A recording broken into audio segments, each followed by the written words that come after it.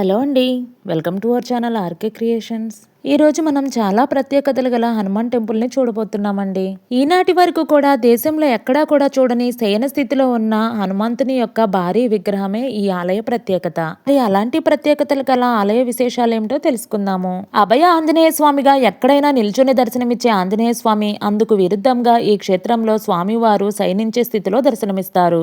ఈ క్షేత్రం మహారాష్ట్రలోని మరట్వాడా అని పిలువబడే ఔరంగాబాద్ జిల్లాలోని ఎల్లోరా గుహలకు 4 కిలోమీటర్ల దూరంలో కుల్తాబాద్లో భద్రమారుతి ఆలయం ఉంది. ఈ ఆలయ స్థల పురాణం ఈ విధంగా చెబుతుంది. పూర్వం భద్రావతి నగరాన్ని పరిపాలించే భద్రసేనుడు శ్రీరాముని మీద ఉన్న అమిత భక్తి వలన ఎల్లప్పుడూ భజనలతో స్తోత్రాలతో తనను తాను మైమరిచి స్తుతించేవాడు.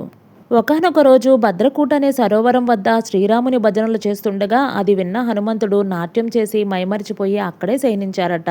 చాలాసేపు తర్వాత అది గమనించిన ఆ భద్రుడు హనుమంతుని పాదాలపై పడి నమస్కరించారు. లోక కళ్యాణం కొరకు భక్తులను సదా అనుగ్రహించమని ప్రార్థించగా ఇంకా నీ భక్తులకు సకల శ్రేయస్సులు కలిగించమని విన్నవించడంతో ఆ ప్రార్థనను మన్నించారని స్థల పురాణం చెబుతుంది.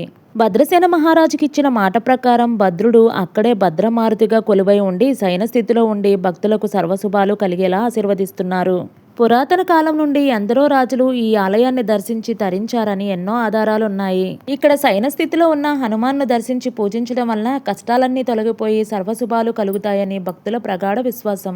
శయన స్థితిలో ఉన్న హనుమాన్జీ విగ్రహం మిమ్మల్ని విశేషంగా ఆకట్టుకుంది కదండి. నెక్స్ట్ టైం మీరు కూడా ఔరంగాబాద్ వెళ్ళినప్పుడు తప్పక ఈ భద్రమారుతి టెంపుల్ని దర్శించి హనుమాన్జీ యొక్క శుభాశీస్సులు పొందగలరు. జై హనుమాన్. సర్వేజన సుఖినో భవంతు.